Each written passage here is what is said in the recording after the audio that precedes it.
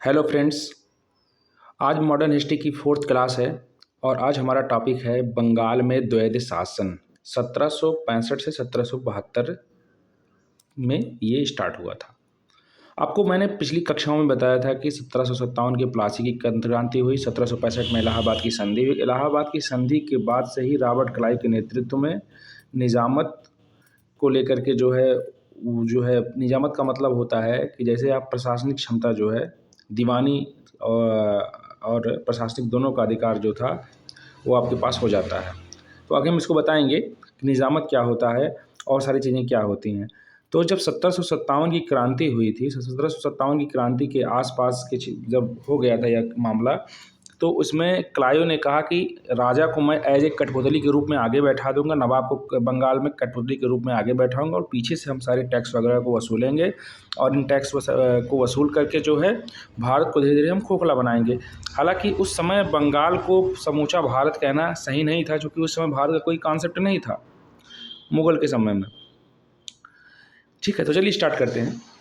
बंगाल में द्वैध शासन 1765 से 1772। भारत का कॉन्सेप्ट कब से कहाँ से आया, इसके लिए एक प्रॉपर और क्लास है, मैं उसको लेकर के आऊँगा।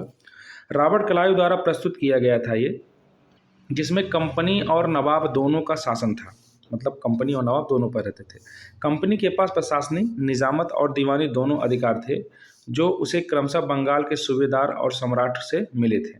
तो बंगाल का जो सूबेदार था और जो सम्राट थे कौन, आपके सुजाउद्दीन, तो दोनों शाह आलम द्वितीय से जो है इनको मिले थे। क्योंकि अब अवध का नवाब तो मीर कासिम को हटा दिया गया था और यहाँ पर सम्राट को शाह आलम द्वितीय को भी हरा दिया गया था। इलाहाबाद की संधि इसी पर हुई थी, तो उसी को लेकर के ये दोनों पावर इनको मिल गए थे।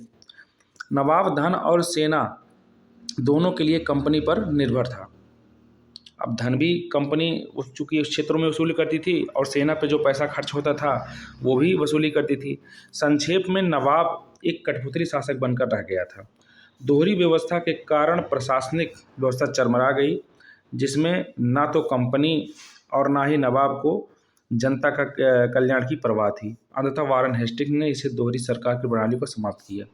देखिए, मैं इसको शॉर्ट में बताता हूँ हुआ क्या था इसमें। जब क्लाइव के नेतृत्व में 1757 की क्रांति को 1765 मीर 1765 में बक्सर का युद्ध हुआ और पूर्णतः अंग्रेजों ने जब इसको जीत लिया तो इलाहाबाद की संधि हुई। इलाहाबाद की संधि के बाद ब्रिटिशर्स जो हुए उन्होंने सोचा कि यदि मैं डायरेक्टली वसूली करना स्टार्ट करूंगा बंगाल में टैक्स के रूप में, तो यहाँ की जनता मेरी विरोध कर देगी। इसीलिए उन्होंने क्या किया कि पहले सामने तो एक कठपुतली शासक के तौर पर नवाब को बैठा दिया और बैक डोर से सारी चीज़ें जो है वो वसूली करना स्टार्ट कर दिए। मतलब जड़ से ये वसूली करना स्टार्ट किए, यहाँ से टैक्स, यहाँ के रेवेन्यू और यहाँ के लोगों से छोटे छोटे उस पर मालों पर टैक्स लगाते थे, इनका शोषण करते थे, इनको न्याय नहीं मिलता था। और सामने कौन दिखाई देता था, नवाब। नवाब को कहा गया था कि आप जो प्रशासनिक व्यवस्था है आप उसके मुखिया रहेंगे, बाकी हम आपके क्षेत्र में टैक्स वसूली के मुखिया हम रहेंगे। ठीक है। अब देखिए नवाब के पास तो पैसा डायरेक्टली आ नहीं रहा था। पैसा किसके पास था टैक्स का, अंग्रेजों के पास था। तो अंग्रेजों ने कहा था कि हम 53 लाख रुपए आपको इसके लिए देंगे और उसको भी वो नहीं दे रहे थे। एक सेकंड यार, रोज ही समस्या हो जाती है। ये हमें लग रहा है कोई टाइमर इसमें सेट है। तो ठीक है, यहाँ पर ये कंडीशंस हुए। उसके बाद ये क्या हुआ कि अब इसके पास तो सम्राट के पास पैसा आता नहीं था। पैसा किसके पास आता था, अंग्रेजों के पास आता था। तो अंग्रेज भी जनता को लूट रहे थे और नवाब को भी कोई चिंता नहीं थी। तो इसी कारण यहाँ इस समय इस क्षेत्र में काफ़ी भुखमरी हुई और प्लेग फैला, काफ़ी लोग मारे गए और द्विज शासन से यहाँ की जनता को बहुत जो है पीड़ा दी गई थी। और अंततोगत्वा इसको वारन हेस्टिंग ने 1773 का जब रेगुलेटिंग एक्ट आया तो वहाँ से जो है इसको समाप्त किया गया था। ठीक है, तो चलिए हम आगे बढ़ेंगे। देखिए एक सेकेंड, ये गतिविधि होती है, कल भी ऐसा हुआ था और इसका मैं खोज कर लूँगा कि क्यों हो रहा है। अब देखते हैं कंपनी के विरुद्ध मैसूर का प्रतिरोध। अब बंगाल तो जीत लिया, बंगाल से व्यापक मायने में पैसा आने लगा है अंग्रेजों के पास, क्योंकि वहाँ वो लूट रहे थे। अब उन्होंने कहा कि हम समूचे भारत में जो चोक पॉइंट है, देखिए ये क्या है, ये सबोर्डिनेट भारत है। यहाँ पर इनका कब्जा ऑलरेडी हो चुका है। और ये गुजरात वाला है, यहाँ पर सूरत ऑलरेडी बैठे हुए हैं। ये कर्नेटिक रीजन है, ये भी इनके जो है कब्जा हो गया था। अब ये बचा था मैसूर इस रीजन में। तो मैसूर वाले रीजन में देखिए अब क्या करते हैं ये लोग। अंग्रेजों से पहले मैसूर की स्थिति हम बताते हैं। तो तालीकोटा का युद्ध 1565 में हुआ था और 1565 में हार के कारण विजयनगर साम्राज्य का पतन हो गया था और वाडियार वंश ने मैसूर पर शासन करना स्टार्ट किया।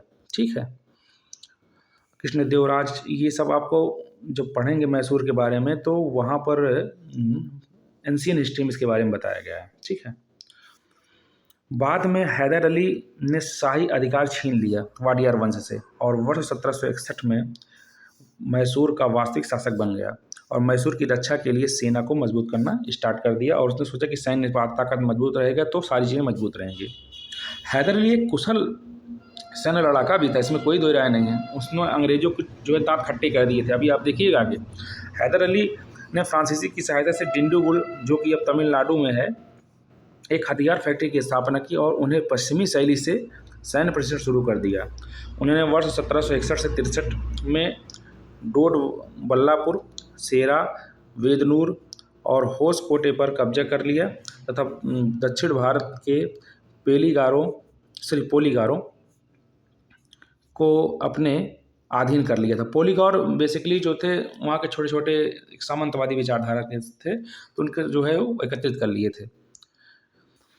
और 1774 से 1776 के दौरान हैदर अली ने मराठों पर कई बार छापे मारे थे, तो मराठों को भी इसने दांत खट्टे किए थे। इससे मराठा भी नाराज थे। अभी आप देखिए कैसे इनका पॉइंट बनना स्टार्ट होगा। ठीक है, अब प्रथम एंग्लो मैसूर युद्ध। हैदर अली ने अंग्रेजों को हराने के लिए मराठों को शांत करने और हैदराबाद के निज़ाम को अपने सहयोगी बनाने के लिए कूटनीतिक कौशल का इस्तेमाल किया।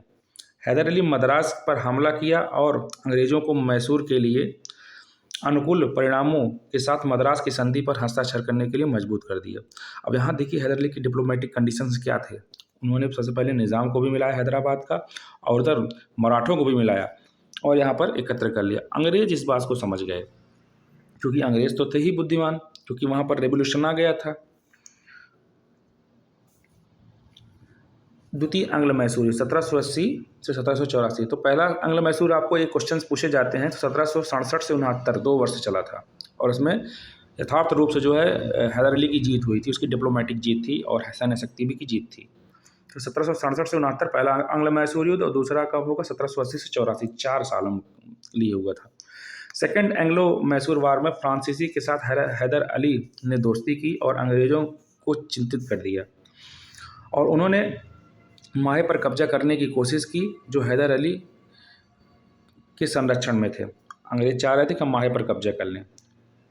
हैदर ने अंग्रेज़ों के खिलाफ मराठों और निज़ाम के साथ गठबंधन किया। उन्होंने कर्नाटक पर हमला किया और आरकाट पर कब्जा कर लिया। मैंने आपको बताया था कि ये वर्तमान कर्नाटक नहीं है, वर्तमान कर्नाटक तो देखिए यहाँ पर है।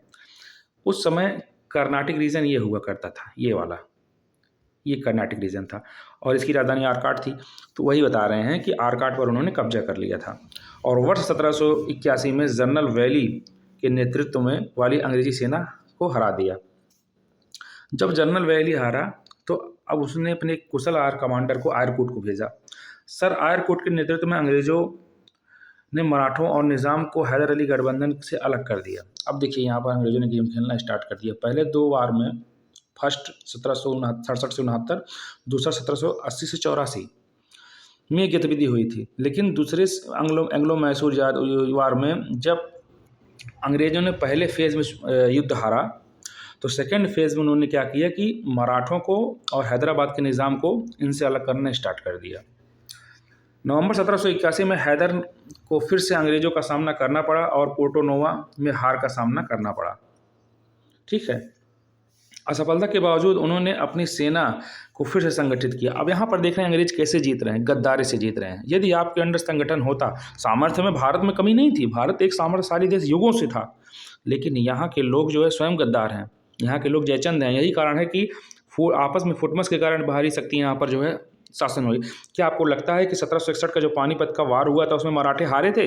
मराठों को कोई समर्थन करने वाला नहीं था, और मराठे थे भी उसी लायक क्योंकि वो पूरे जो है अगल बगल के रीजन में लूट खसूट करते थे। इसी कारण जो है संविधान जो कंडीशंस आई, जब आप किसी को हैरान करोगे, किसी को परेशान करोगे, तो आपका समर्थन कैसे करेगा? देखिए, सम्राट अशोक क्यों जब कलिंग वार को देख करके वो द्रवीभूत हुए, बाद में उन्होंने लड़ाई छोड़ दी। उन्होंने सोचा कि युद्ध से सिर्फ किसी को दबाया जा सकता है, उसकी आत्मा का समर्पण नहीं लिया जा सकता है। यदि आप समर्पण लेना चाहते हैं तो धर्म के माध्यम से, प्रेम के माध्यम से उससे संपूर्ण समर्पण ले सकते हैं। एक गरीब से गरीब व्यक्ति हो, यदि आपका वो समर्पण आपको दे देगा तो ब्रह्मास्त्र की तरह काम करेगा। और एक अमीर से अमीर व्यक्ति हो, यदि आपसे डर से भय से रहेगा तो आपके साथ 100% वो गद्दारी करेगा, और वही समय समय पर चीज़ें दिखाई दे रही हैं। तो अंग्रेज़ों को हराया गया और उनके कमांडर ब्रेथवेट को पकड़ा गया। वर्ष 1782 में द्वितीय, देखिए, असफलता के बावजूद उन्होंने अपनी सेना को फिर से संगठित किया और अंग्रेजों को हराया। फिर वो हार गया, ब्रेथवेट को पकड़ लिया। 1782 में द्वितीय अंग्ल मैसूर युद्ध के तहत हैदर अली की मृत्यु हो गई। लड़ा, बहुत मेहनत किया और मृत्यु भी हो गई। इस कारण उनके बेटे टीपू सुल्तान को बिना किसी निर्णायक परिणाम के एक और वर्ष तक युद्ध जारी रखना पड़ा। लंबे समय अनिर्णायक संघर्ष का सामना करते हुए दोनों पक्षों ने शांति का विकल्प चुना, और मार्च 1784 हस्ताक्षरित मैंगलोर की संधि ने शत्रुता को दौरान प्रत्येक पक्ष द्वारा लिए गए क्षेत्र को आपस में समझौता करके वापस कर दिया गया। तो सेकेंड एंग्लो मैसूर वार 1780 से 84 में हुआ था। यहाँ पर मराठे और निज़ाम गद्दारी कर दिए थे। और तीसरी चीज़ इसमें है कि ये मैंगलोर की संधि से इसका अंत हुआ, और पहला हुआ मद्रास की संधि से। तो प्रथम एंग्लो मैसूर 1767 से 69, संधि क्या हुई? मद्रास की संधि। सेकंड एंग्लो मैसूर वार 1780 से 84, और मैंगलोर की संधि हुई। ये क्वेश्चंस पूछे जाते हैं मिलान करने के लिए, तो आई होप ये आपको समझ में आ गया होगा। तृतीय एंग्लो मैसूर युद्ध 1792, टीपू और त्रावणकोर राज्य के बीच विवाद। अब देखिए यहाँ पर ट्रावणकोर मतलब ट्रंकेबारी, ये केरल वाला रीजन है। मैसूर यहाँ पर है, ठीक है, ये ट्रावणकोर है, केरल वाला रीजन है। अब यहाँ पर भी देखिए टीपू का जो है झंझट हो गया था।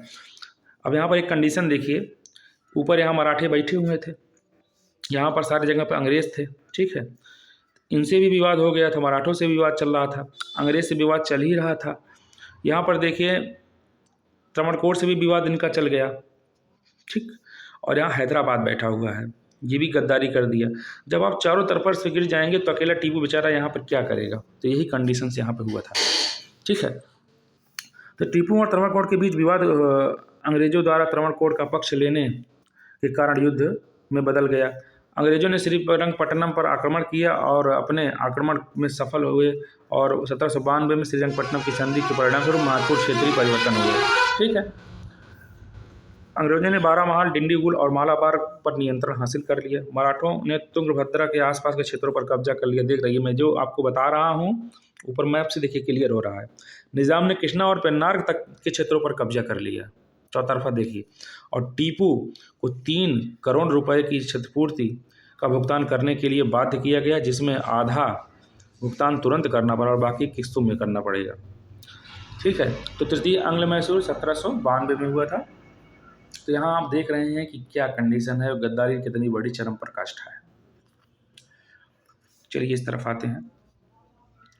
1790 से 92 में हुआ था, और श्रीरंगपट्टनम की संधि हुई। और चतुर्थ एंग्लो मैसूर युद्ध, अब अंग्रेज देखिए यहाँ पर भी नहीं रुके। चतुर्थ एंग्लो मैसूर युद्ध मराठा को और निज़ाम को और नीचे त्रावणकोर को ये समझना चाहिए था कि बाद में अंग्रेज तुमको भी मारेंगे, ठीक है, जैसे कि हिटलर ने किया था।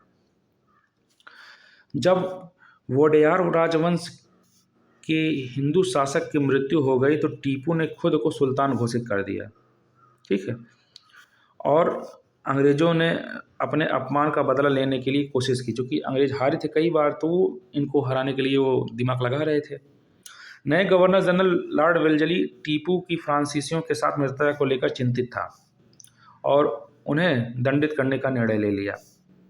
टीपू सुल्तान और अंग्रेज़ों के बीच युद्ध 17 अप्रैल 1799 में शुरू हुआ, जो कि 4 मई 1799 में श्रीरंगपट्टनम पर कब्जे के साथ समाप्त हो गया। टीपू को अंग्रेज जनरल स्टुअर्ट और हैरिस के हाथों हार का सामना करना पड़ा और लॉर्ड वेलेस्ली के भाई आर्थर वेलेस्ली ने भी संघर्ष में भाग लिया था। ठीक है। अंग्रेज़ों को मराठों और निज़ाम से समर्थन मिला था और उनकी सहायता के लिए क्षेत्रीय लाभ का वादा भी किया गया था। मैसूर के पिछले हिंदू शाही परिवार के एक नाबालिग और अंग्रेज़ों द्वारा लागू की गई सहायक संधि प्रणाली के अधीन नए महाराजा के रूप में नियुक्त किया गया था। तो क्षेत्रीय समावेशिता के कारण ऐसा किया गया था। कोई हिंदुओं से इनको लगाव वगैरह नहीं था। सोच रहे थे कि इस क्षेत्र में हिंदू ज़्यादा हैं और हिंदू मुस्लिम यहाँ चल ही रहा है, तो क्यों ना हम किसी हिंदू शासक को बैठा करके क्षेत्रीय लाभ ले लें और यहाँ पर व्यक्तिगत जन विद्रोह ना हो, क्योंकि जन विद्रोह को बहुत डरते थे। यही कारण था कि बंगाल में देखिए जन विद्रोह के कारण ही जो है आगे जो है नवाब को बैठाया गया था और बैकडोर से ये सारी चीज़ें लूट रहे थे। और यही कंडीशन यहाँ पर भी मैसूर में इन्होंने लागू किया कि जन विद्रोह ना हो, इस कारण जो है आगे किसी को कठपुतली शासक बैठा करके बैकडोर से हम यहाँ के संसाधनों को लूट खसूट करेंगे। तो आई होप ये समझ में आ गया होगा। देखिए टीपू सुल्तान के बाद मैसूर का नया राज्य एक छोटे शासक कृष्णराज तृतीय, चिक्का कृष्णाज या कृष्णाज तृतीय के अधीन पुराने हिंदू राजवंश वाडियार को सौंप दिया गया, जिन्होंने सहायक संधि स्वीकार करने का निर्णय लिया था। और वर्ष 1831 में विलियम बेंटिक ने मैसूर में कुशासन का दावा किया और नियंत्रण अपने हाथ में ले लिया और बाद में 1881 में लॉर्ड रिपन ने राज्य को उसके शासक को बहाल कर दिया था। ठीक है। तो रिपन एक अच्छा शासक था भारत के परिप्रेक्ष्य में, जो कि उसने काफ़ी कुछ चीज़ें दी हुई थी। बाजीराव फर्स्ट 1720 से 1740 के तहत 1720 से 40 के तहत मराठा संघ की एक प्रणाली स्थापित की गई, जिसमें प्रत्येक प्रमुख परिवार को प्रभाव क्षेत्र सौंपा गया था, जिसमें उन्हें मराठा राजा साहू के नाम पर शासन करना था। और प्रमुख मराठा परिवार इस प्रकार हैं। ठीक है। तो यहाँ पर मराठों की बात आ गई है। ठीक। तो यहाँ से बाजीराव मराठा की बात, चूँकि मैसूर का मामला ऊपर ख़त्म हो गया, टीपू ख़त्म हो गया था। ठीक है। और यहाँ एक कठपुतली शासक जो है वाडियार वंश का बैठा दिया गया था, कृष्णराज तृतीय। ठीक है। अब 1720-1740 के तहत मराठा क्षेत्र यहाँ पर स्थापित हुआ। अब यहाँ पर मराठे अलग अलग हैं। राजा साहू के नेतृत्व में ये मराठे यहाँ पर शासन कर रहे थे। कौन कौन से? तो यहाँ का राजा जो था वो था साहू, और साहू के नीचे ये सब थे। तो बड़ौदा के गायकवाड़ थे, नागपुर के भोसले थे, इंदौर के होलकर थे, ग्वालियर के सिंधिया थे और पूना के पेशवा थे। आपको बता देते हैं कि यही मराठा के कुछ जैसे कि पूना के पेशवा हुए, इंदौर के होलकर हुए, ये सब 1857 की क्रांति हुई थी तो अंग्रेज़ों के पक्ष में थे। अभी देखिएगा आगे चल के, यहाँ से तो नहीं ये हुए हैं तो यहाँ पर भी गद्दारी करते हैं। और तो कोई मतलब आप समझ लीजिए कि मैं खुलकर नहीं बोलना चाहता हूँ, लेकिन यहाँ जो बाहरी शक्तियाँ इन्विजिट हुई थी यहाँ के लोगों के कारण ही हुई थी। अंततः मराठा पानीपत के तीसरे युद्ध 1761 में हार गए और इसके साथ ही वर्ष 1772 में युवा पेशवा माधवराव प्रथम की मृत्यु हो गई और जिससे पेशवा का नियंत्रण कमज़ोर हो गया। मराठा संघ पहले की तरह एकजुट नहीं थे और अंग्रेज़ों ने बम्बई जैसे नए क्षेत्र अपने लक्ष्यों को आगे बढ़ाने के लिए इन विभाजनों का लाभ उठाया। ठीक है। क्योंकि मराठा अब यूनाइट नहीं हो पाए थे। 1761 में पानीपत का जो थर्ड वार हुआ था और उसमें नादिर शाह का आक्रमण हुआ था। तो नादिर शाह के आक्रमण के कारण जो है, अब चूँकि ये हुआ, इसका भी काफ़ी कॉन्सिक्वेंसेस है। सबसे पहले तो मराठे जो गुरिल्ला वारफेयर करते थे वो पहाड़ी क्षेत्रों में करते थे। पहली बार था कि मैदानी क्षेत्र में, हरियाणा के क्षेत्र पानीपत में है, वहाँ पर गए। अब अगल बगल के राजाओं से भाई आपने चौथ और सरदेश मुखी वसूला है, तो वो तो आपके वैसे समर्थन में नहीं थे, बार बार आप युद्ध कर रहे थे, तो उन्होंने भी आपका साथ नहीं दिया। आप ये चीज़ और समझ गए कि सिया और सुन्नी का विवाद होगा, जो आ रहा है वो सिया है क्योंकि वहाँ पर ईरानी सिया होते थे अधिकतर, और जो यहाँ पे हैं वो सुन्नी हैं। तो आप मुसलमानों को इस चक्कर में समझ करके आप उनके ऊपर विश्वास कर लिए, अंत में आपके साथ गद्दारी हुई। ठीक है। क्योंकि अवध में सादत खां बैठा था वो सिया था, सुन्नी था, जबकि वहाँ से जो नादिर शाह रहा था वो सिया था। इसी कारण झंझट हो रहा था। तो इसी कारण जो है मिसकॉन्सेप्ट के कारण जो है ऐसे कंडीशन आए और सदाशिवराव भाऊ के नेतृत्व में वो युद्ध हार गए। ठीक है। और जब युद्ध हारे तो अंग्रेज़ों को लग गया कि अब तो मराठे यहाँ के भाग्य के विधाता नहीं होंगे, हमको अब इस गैप को भरना होगा, ठीक है। और इसी तरह उन्होंने मराठों के साथ भी युद्ध छेड़ना स्टार्ट किया। तो 1775 से 1782 में पहला आंग्ल मराठा युद्ध हुआ था, ठीक है। तो प्रथम आंग्ल मराठा युद्ध 1775 से 1782 हुआ। इसको आप छोटे छोटे फॉर्म में लिख करके, इसकी संधि को लिख करके आप इसको याद करिए, क्योंकि ये क्वेश्चन छोटे छोटे फॉर्म में पूछे जाते हैं पीटी में, ठीक है। तो मराठा नेतृत्व के भीतर उत्तराधिकार को लेकर के असहमति का परिणाम स्वरूप नाना फडणवीस की अध्यक्षता में 12 मराठा प्रमुखों ने रघुनाथ राव के स्थान पर शिशु सवाई माधवराव का समर्थन किया। रघुनाथ राव ने अंग्रेजों से मदद की, ये गद्दार था बहुत बड़ा रघुनाथ राव, और सूरत की संधि 1775 पर हस्ताक्षर किए, जिससे कि सालसेट एवं बेसिन के क्षेत्र अंग्रेजों को सौंप दिए गए। हालांकि ब्रिटिश कलकत्ता काउंसिल ने असहमति जताई और वर्ष 1776 में पुरंदर की संधि पर हस्ताक्षर किए, जिससे रीजेंसी ने रघुनाथ राव को हटा दिया और उन्हें पेंशन पर कर दिया। अब देखिए, इस गद्दार को भी हटा दिया गया यहाँ पर, ठीक है। स्वयं मराठों के साथ गद्दारी किया था। तो आप पहला आंग्ल मराठा 1775 से 82, ठीक है। चलिए,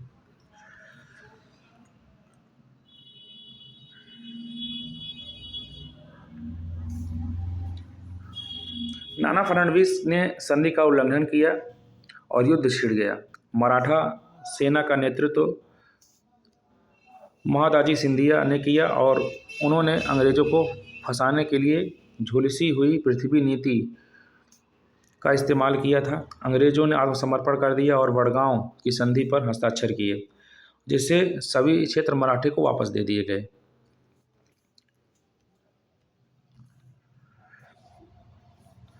बंगाल में गवर्नर जनरल वारेन हेस्टिंग्स ने वडगांव की संधि को अस्वीकार कर दिया। उसने एक बड़ी सेना की स्थापना की और अंततः सिंधिया को हरा दिया और उन्हें सालाबाई की संधि पर हस्ताक्षर करने के लिए मजबूर कर दिया। इसके प्रमुख प्रावधान इस प्रकार थे। तो सालाबाई की संधि हुई, वारेन हेस्टिंग्स ने हराया था, ठीक है। पहला, सालसेट को अंग्रेजों के कब्जे में रहना था, जबकि पुरंदर की संधि के बाद जीते हुए गए सभी क्षेत्र मराठों को वापस कर दिया गया था। रघुनाथ राव को पेशवा से केवल भरण पोषण भत्ता मिलना चाहिए और अंग्रेजों द्वारा कोई सहायता नहीं दी जाएगी। तो खाली भरण पोषण जो है भत्ता ही मिलेगा और कोई सहायता नहीं मिलेगी। तीसरा, पेशवा को किसी अन्य यूरोपीय राष्ट्र का समर्थन नहीं करना होगा और मराठा एवं अंग्रेज दोनों को यह वचन देना होगा कि उनके सहयोगी एक दूसरे के साथ शांति से रहें, ठीक है। द्वितीय आंग्ल मराठा युद्ध 1803 से 1805। आगे मराठों के बीच विभाजन के कारण अंग्रेजों को मराठा मामलों में हस्तक्षेप करने का मौका मिला और 1800 में नाना फडणवीस की मृत्यु से अंग्रेजों को अतिरिक्त लाभ प्राप्त हुआ। जैसे ही जसवंत राव ने उन पर आक्रमण किया, बाजीराव द्वितीय घबराकर भाग गया। उन्होंने अंग्रेजों के साथ बेसिन की संधि 1802 पर हस्ताक्षर किए, इसमें निम्नलिखित प्रावधान थे। बाजीराव नाम भी देखिए इन्होंने बर्बाद कर दिया, इतने महान वो थे, कैसे हैं। पेशवा को कंपनी से 6000 से अधिक सैनिकों की देसी पैदल सेना प्राप्त होगी। पेशवा को ने सूरत शहर को आत्मसमर्पण करने के साथ साथ कंपनी को अतिरिक्त क्षेत्र भी सौंप दिए। अब आप देखना है पेशवा की क्या कंडीशन है। पेशवा उस समय का देखिए कितना ताकतवर था, प्रधानमंत्री के बराबर था। पेशवा को किसी भी राष्ट्र के यूरोपीय लोगों को अंग्रेजों के साथ युद्ध में नियुक्त नहीं करने चाहिए और साथ में ही अन्य राज्यों के साथ अपने संबंधों को अंग्रेजों के नियंत्रण में नहीं रखना चाहिए। पेशवा की सहायता, हम किसी की सहायता करें तो हमको ये समझ लेना चाहिए कि सामने वाला किस प्रकार का व्यक्ति है, अच्छा है कि बुरा है। अपना लाभ देखिए, ऐसा नहीं है लाभ न देखिए, लेकिन लाभ देखने के साथ साथ ये समझ लीजिए कि सामने वाला व्यक्ति किस प्रकार का है, किस माइंडसेट का है। हम कह रहे हैं कि चाइना बहुत बड़ा देश है, अमेरिका बहुत अच्छा देश है, बहुत बड़ा पैसा कमाने वाला देश है, लेकिन उसकी सोच किस प्रकार की है, हम उसको सोच के हिसाब से वो उसका समर्थन करेंगे। बिजनेस अपनी जगह है, लेकिन समर्थन अपनी जगह है। भारतीय इस मामले में कहीं न कहीं सोचने में विफल हो गए। पेशवा की सहायक संधि स्वीकार कर ली और लेकिन सिंधिया और भोंसले परिवारों ने मराठों की स्वतंत्रता को बचाने की कोशिश की। फिर भी वे दोनों आर्थर वेलजली के नेतृत्व वाले अंग्रेजों की सेना से हार गए। सुरजी आजनगांव की संधि 1803 और देवगांव की संधि 1803 पर हस्ताक्षर किए। इसके अलावा होलकरों की हार के कारण राजपुर घाट की संधि 1806 में हुई थी। ठीक है, राजपुर घाट की संधि 1806 में हुई और हस्ताक्षर हो गया। अब तृतीय आंग्ल मराठा युद्ध में युद्ध के कारण लॉर्ड हेस्टिंग्स का इरादा ब्रिटिश सार्वभौमिकता लागू करने का था। चाय को छोड़कर चीन के व्यापार पर ईस्ट इंडिया कंपनी का एकाधिकार 1813 के चार्टर एक्ट के द्वारा समाप्त कर दिया गया था। इसलिए व्यापार के लिए नए बाजारों तक पहुंच की आवश्यकता थी। भिंडारियों ने लूट के लिए कंपनी के क्षेत्रों पर धावा बोल दिया। इससे मतभेद हो गया क्योंकि उन्होंने मराठों पर पिंडारियों का समर्थन करने का आरोप लगाया। वीर पिक्चर देखिए, वहाँ पिंडारियों का वर्णन किया गया है। अन्य मराठा नेता बेसिन की संधि से आहत थे, जिससे फिर जो है पेशवा के साथ एक संधि कहा गया। उन्होंने इस संधि की व्याख्या स्वतंत्रता के प्रति अपने पूर्ण संपूर्ण के रूप में की। पेशवा बाजीराव द्वितीय ने मराठा प्रमुखों को एकजुट किया और नागपुर में रेजिडेंसी पर हमला किया। हालांकि मराठा राज्यों में खराब प्रशासन के कारण मराठा अब काफ़ी कमज़ोर हो गए थे। इस प्रकार अंग्रेज़ों ने जवाबी हमला कर पेशवा और तथा अन्य 3 परिवारों को हरा दिया। पेशवा के साथ पूना की संधि 1817 पर हस्ताक्षर किए गए और इसी तरह संधियाँ ग्वालियर संधि 1817, होलकर के साथ जो है मंदसौर की संधि 1818 पर हस्ताक्षर किए गए और अंततः 1818 में मराठा संघ को भंग कर दिया गया और पेशवा पद को समाप्त कर दिया गया। अब शिवाजी के वंशज प्रताप सिंह को सतारा का शासक बना दिया गया। अब आगे यहाँ पर देखेंगे सिंध का विजय, तो सिंध प्रांत पर क्या कंडीशंस थे, हम इसको कल की क्लास में लाएंगे। आज के लिए इतना ही, नमस्कार।